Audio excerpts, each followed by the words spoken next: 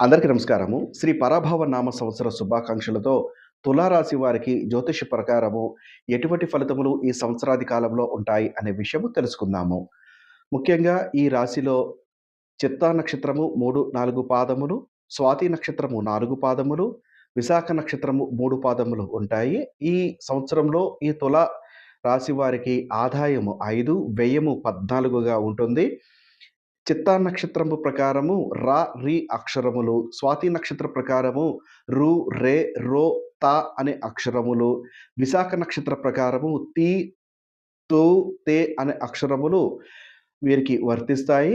ఈ సంవత్సరము వీరికి ఎటువంటి ఫలితం ఉంటుందని చూసుకుంటే ఈ సంవత్సరం అంతా కూడా వీరికి మంచి ఫలితములు అందుతాయి. దాదాపు 80% వరకు కూడా వీరికి మంచి ఫలితములు అందుతాయి కాబట్టి, అన్ని విషయాలలో శుభప్రదంగా ఉంటుంది. కానీ శక్తికి మించి పనులు చేయకూడదు. ఏదైతే వారు పని చేస్తారో దానిలోనే కొంచెం కష్టపడైనా కానీ పని చేసుకుంటే మంచి ఫలితములు అందుతాయి.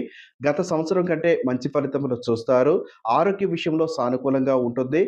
వ్యాపార పరంగా నూతన ఉత్సాహత ఉంటుంది. నూతన ఉద్యోగంలో మంచి ఫలితములు చూస్తారు. ఉద్యోగులకు చాలా అనుకూలంగా ఉంటుంది. స్థిర, చర ఆస్తులను కొనడానికి అవకాశం ఉంటుంది. రైతులకు మంచి ఫలితములు అందుతాయి. 2 పంటలు కూడా లాభదాయకంగా ఉంటాయి. శత్రు బాధలు తగ్గడానికి అవకాశం ఉంటుంది. బంధువులతో వైరం గనక ఉంటే, ఆ వైరము తగ్గడానికి అవకాశం ఉంటుంది. మనోధైర్యము పెంచుకోవాల్సినటువంటి అవసరం కూడా ఉంటుంది.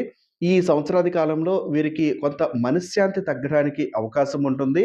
కానీ నిరాశ చెందకుండా ఫలితములు తీసుకోవడానికి ప్రయత్నం చేయండి.